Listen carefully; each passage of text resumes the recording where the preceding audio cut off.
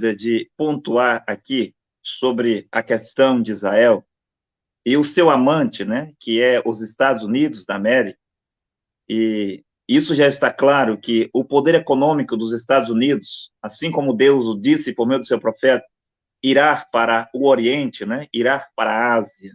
Então, o que Israel vai fazer?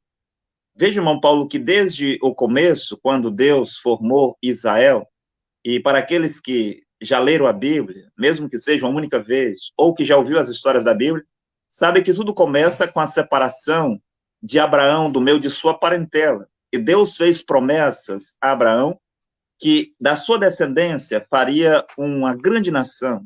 A descendência de Abraão seria como as estrelas do céu. E quando falamos de descendência de Abraão, não se trata apenas dos judeus, do povo de Israel, mas também dos árabes, das nações árabes, que são descendentes também de Ismael e Isaú, que também são da descendência de Abraão, né? São filhos legítimos de Abraão, Ismael, filho legítimo de Abraão, com a serva de Sara, Agar. Então você vê que há promessas ali. E Israel vai passar a existir este nome um pouco mais adiante, quando Deus muda o nome de Jacó, um dos filhos de Isaac, para Israel. É aí que tudo começa, né? E de Jacó vem então os 12 filhos, que tornam-se os 12 patriarcas, depois as 12 tribos, e tudo que nós sabemos sobre o povo de Israel. Agora veja que a vontade de Deus sempre foi que o povo de Israel, que era o povo separado, né? O povo separado de Deus, separou Abraão do meio de sua parentela, e Deus não queria mais que Israel se misturasse com as nações. E nós também sabemos que algumas vezes Israel foi levado às deportações por causa de sua rebeldia e por causa de sua prostituição diante de Deus, seguindo outros deuses.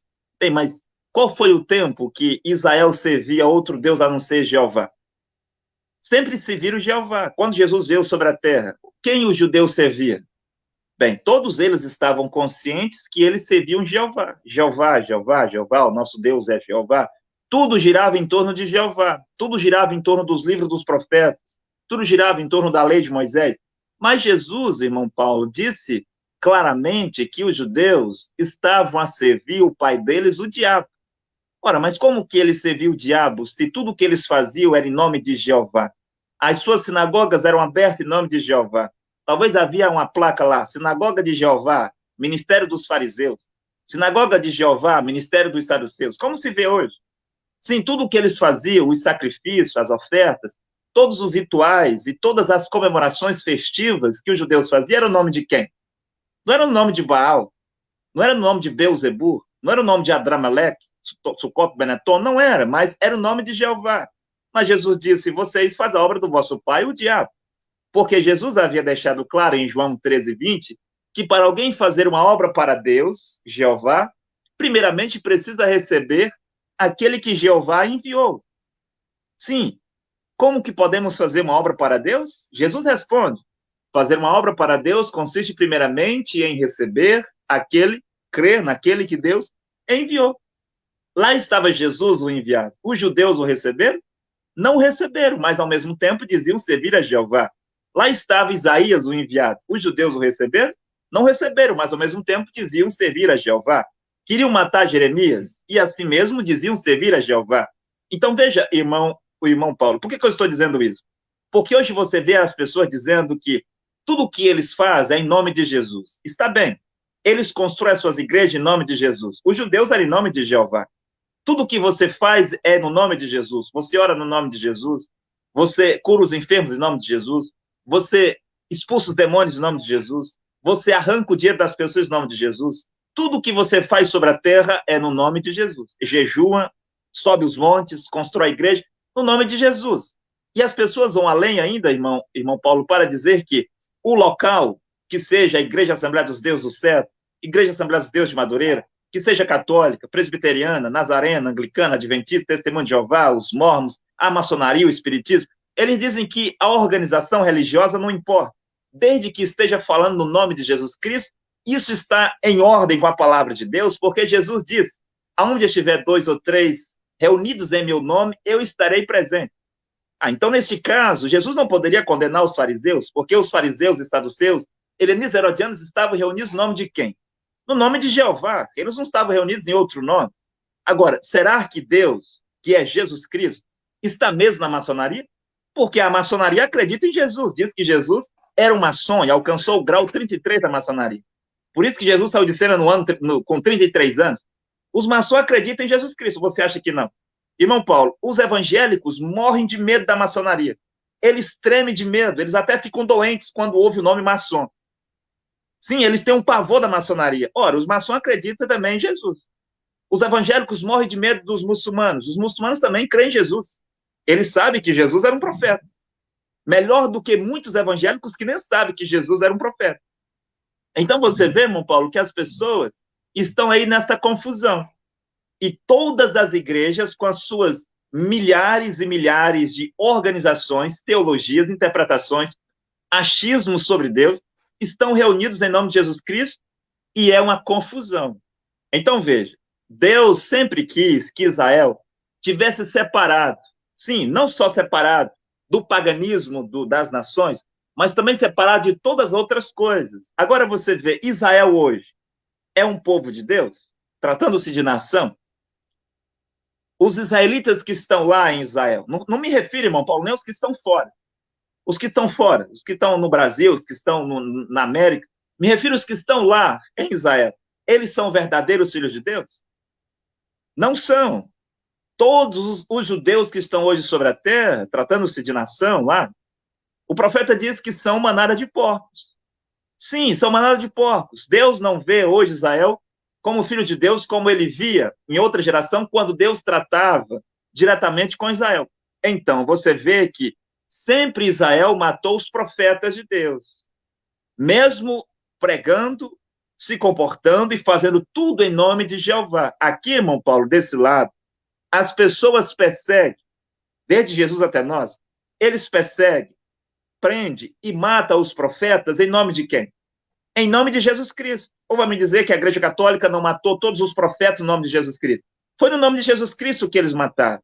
E é em nome de Jesus Cristo também que as igrejas católicas, protestantes, evangélicas, branamistas e os muçulmanos colocaram o profeta de Deus, Cacau Filipe, na prisão. Foi no nome de quem? Não foi no nome de Baal, não foi no nome de Buda, não foi no nome de Krishna, não foi no nome de Maomé, mas colocaram lá no nome de Jesus Cristo, pretendendo fazer uma obra para Deus. Então, irmão Paulo, aonde é que estão os homossexuais a desfilar hoje? Não é só no Brasil que há os desfiles de homossexuais. Não é só na América que há os desfiles de homossexuais. Os desfiles de homossexuais estão lá também em Israel. É verdade ou não é verdade? Sim, está lá. Todo o paganismo religioso da América, dos Estados Unidos, que nós estamos falando aqui do amante de Israel, que é os Estados Unidos. Vamos falar dos Estados Unidos. Todo o paganismo religioso encontrado nos Estados Unidos, paganismo religioso, igrejas e tudo mais, encontra-se em Israel. Todo outro paganismo que não seja religioso, como, por exemplo, a homossexualidade e todas as outras coisas, encontra-se onde? Encontra-se em Israel. Como é que Deus vê Israel hoje? Deus não vê como você vê. Agora, irmão Paulo, o profeta faz uma pergunta para Israel. A cidade mais importante para Israel, ou seja, a cidade mais sagrada, por assim dizer, para Israel, é Jerusalém. O profeta pergunta, como é que você explica que a cidade mais importante para você é a segunda mulher do teu inimigo, que são os árabes? A primeira cidade mais importante para os muçulmanos, penso que não sei se é Medina, ou é Meca, uma coisa assim, mas parece que a segunda cidade é Jerusalém. Como que o teu inimigo tem por mulher a tua cidade? Como que isso é possível? Aí o irmão leu aí no livro do profeta Cacau Filipe, que eu poderia até ler aqui, irmão Paulo.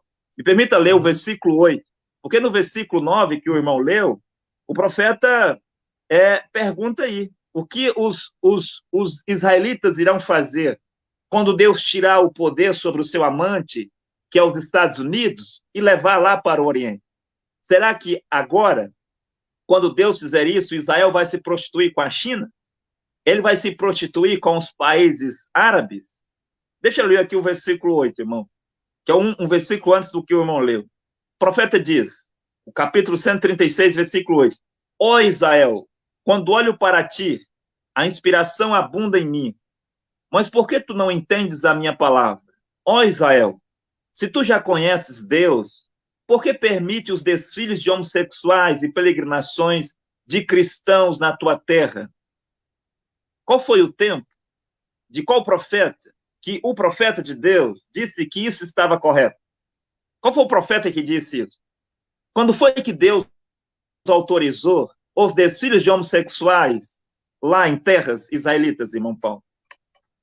Ó Israel, se tu conheces Deus, por que permite os desfiles de homossexuais e peregrinações de cristãos na tua terra? Melhor, peregrinações de homossexuais, desfiles de homossexuais e peregrinações de cristãos em tua terra. Os judeus, por assim dizer, a nação israelita, os judeus, não acreditam que Jesus foi o Messias que Deus tinha lhe prometido. Eles não acreditam. Até hoje Israel não acredita. Mas eles recebem os cristãos lá. E eles até, irmão Paulo, veja como é a coisa. Eles até têm equipes, empresas especializadas para que recebam os turistas, captar os turistas, receber os turistas e levar os turistas nos pontos aonde Jesus morreu, aonde Jesus foi açoitado, aonde Jesus foi sepultado, onde João Batista foi decapitado.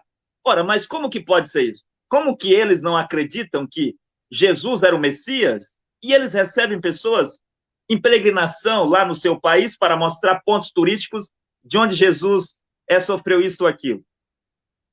Como é que vocês permitem os desfiles de homossexuais? É a pergunta para os judeus responder. Você, Israel, se você realmente conhece Deus, como é que você aceita desfiles de homossexuais lá em Tel Aviv? Como é que você aceita desfiles ou a visita de cristãos aí na sua terra? Deixa eu voltar aqui, irmão, no versículo 8. Versículo 8.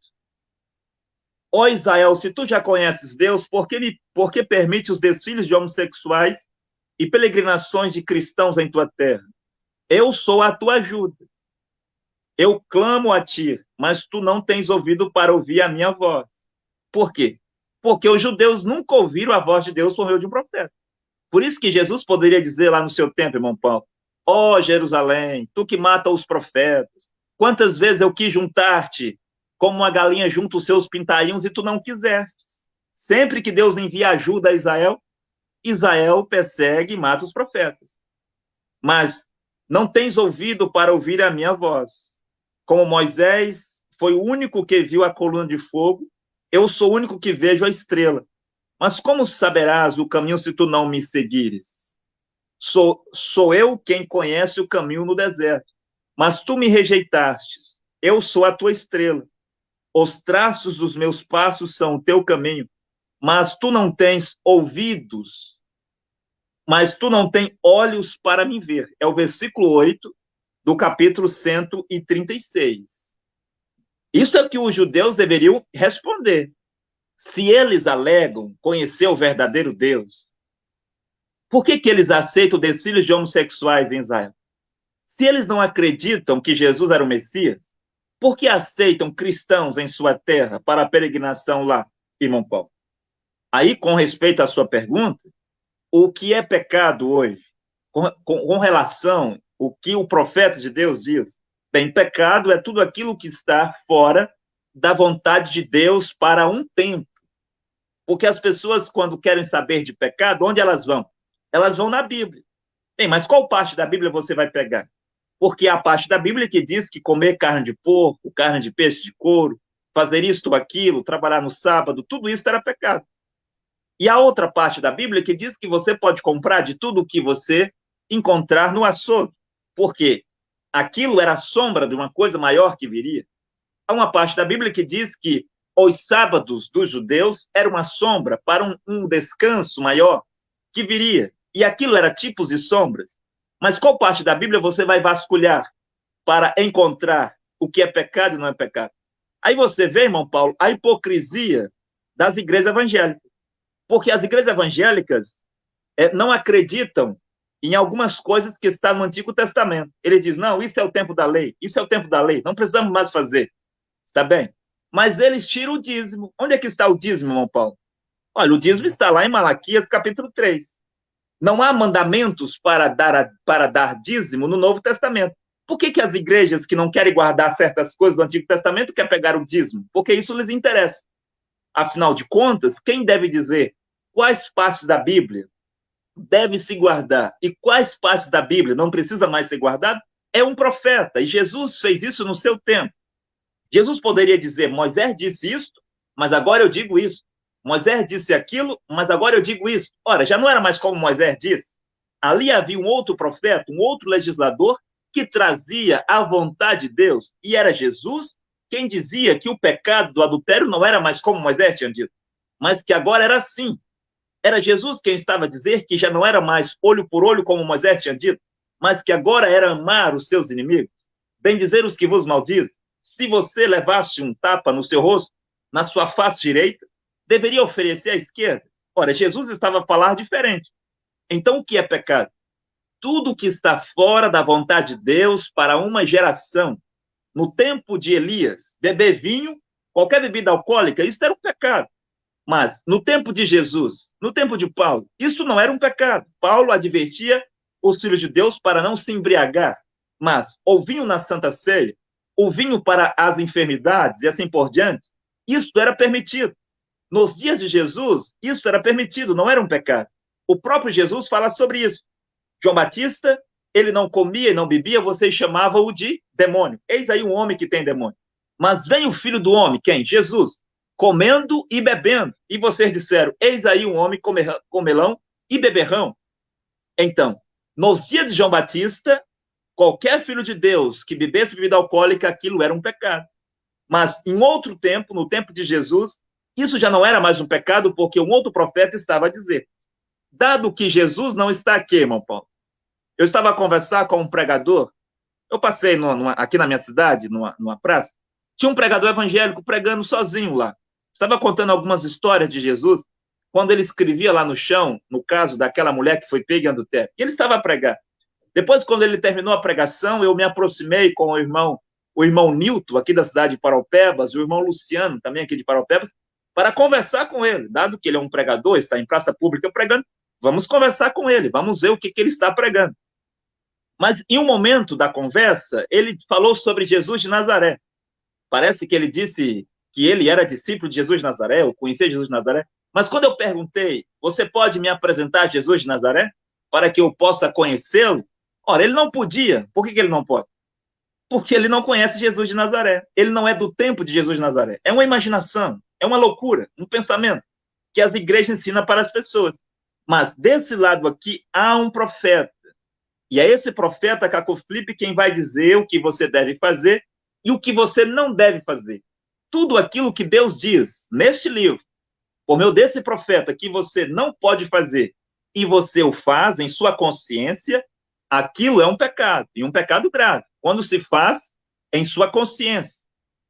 E o profeta Caco Felipe, irmão Paulo, diz que o sangue de Jesus Cristo não foi derramado para encobrir os pecados praticados em toda consciência, mas sim os pecados que são cometidos por erros. Quando o homem, quando a mulher comete um pecado por erro, então o sangue de Jesus Cristo irá cobrir esses pecados. É diferente quando um homem ou uma mulher conhece a verdade, sabe que ele não pode mais fazer aquilo e ele faz.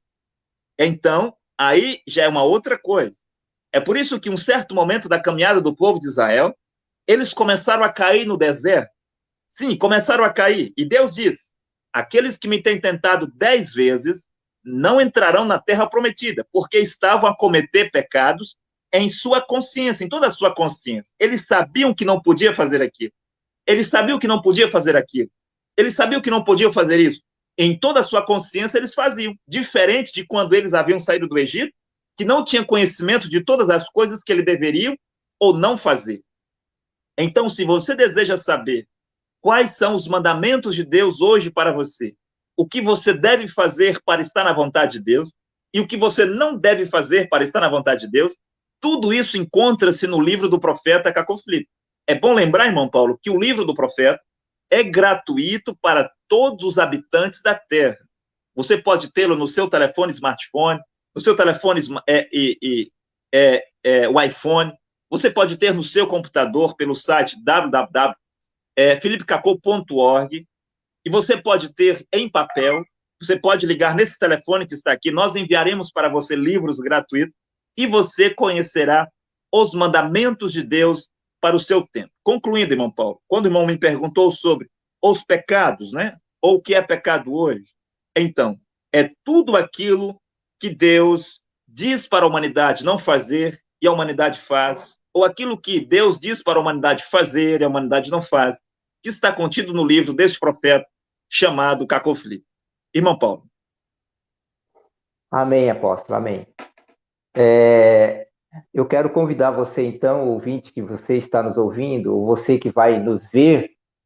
É muito gostoso, muito maravilhoso quando nós nos encontramos com Deus verdadeiramente na terra, né? Quando o Espírito Santo fala conosco, não é aquelas historinhas, né, apóstolo, ao qual eu já fui um denominacional e a gente ouvia uma historinha e a gente gostava das historinhas, mas a gente não vivia uma vida, não tinha mudança, era sempre a mesma coisa, era sobe monte, desce monte, ora, jejua e nada acontece, e cada vez mais você se sente mais prisioneiro. Ou seja, eu, em toda a minha vida, quando eu estava nas denominações, antes de conhecer, um testemunho aqui que eu dou aos nossos ouvintes, que quando eu estava lá, eu tinha desejo de fazer as coisas realmente para Deus, mas a minha vida sempre era um tropeço, sempre um tropeço. Apóstolo, então hoje as pessoas, o diabo, ele dá uma migalha lá dentro das igrejas, mas a pessoa fica presa à denominação. Por quê? Ela tem medo de se libertar, de encontrar Deus em outro lugar, porque Deus hoje está na África. Eu estava comentando com o senhor, né, que inclusive essa semana passada agora, uma mulher, através da minha filha, mandou um áudio para mim que eu tinha que voltar para a presença de Deus, né? E eu ainda falei para o senhor, apóstolo, que eu iria perguntar a esta mulher aonde que está a presença de Deus hoje.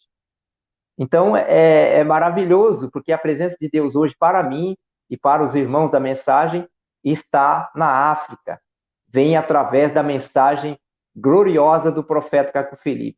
E a gente, ao ouvir o apóstolo Deltamar falar, apóstolo, a gente começa aqui a viajar, sabe?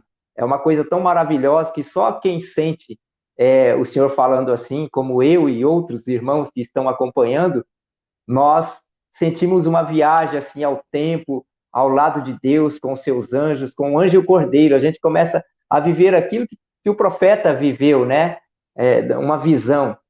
E no capítulo 136, apóstolos, agora voltando aos nossos comentários, o profeta, ele chega a dizer assim, ó Israel, o próprio Deus, né? O muro das lamentações não é um profeta ou um mediador entre Deus e os homens.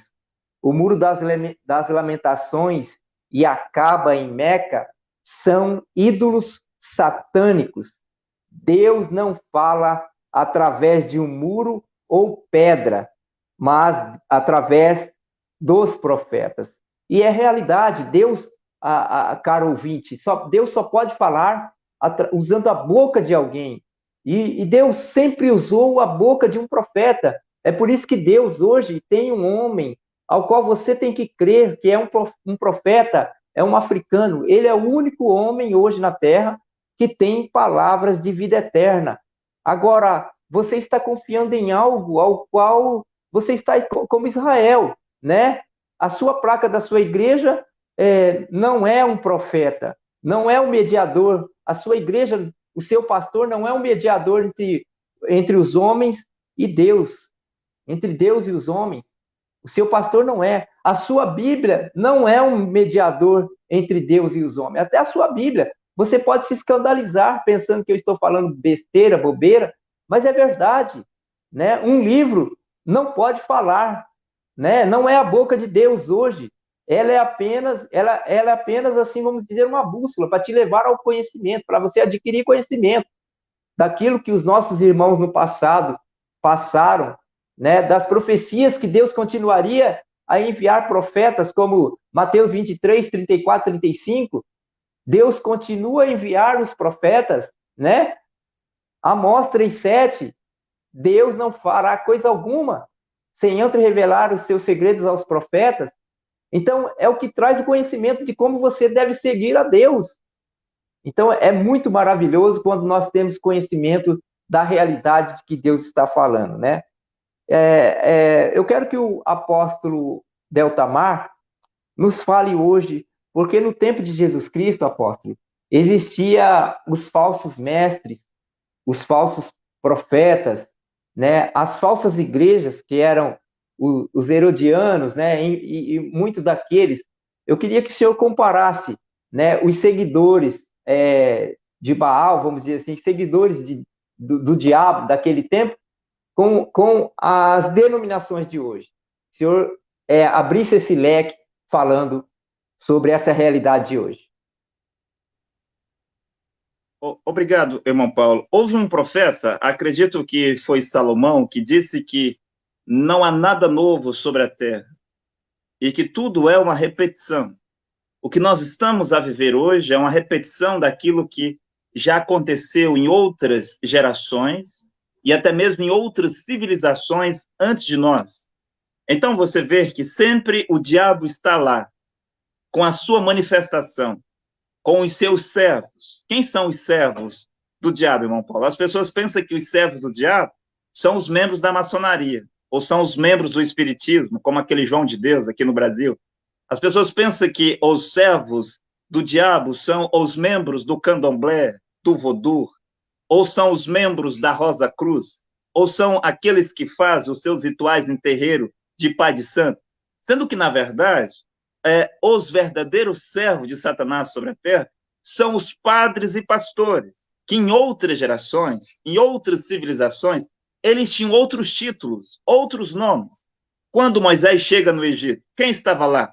Os padres e os pastores das muitas igrejas, das muitas religiões e dos muitos deuses egípcios. E eram eles que enfrentavam Moisés no Egito. Quando Josué chega em Canaã para possuir a terra, havia muitos padres e pastores lá.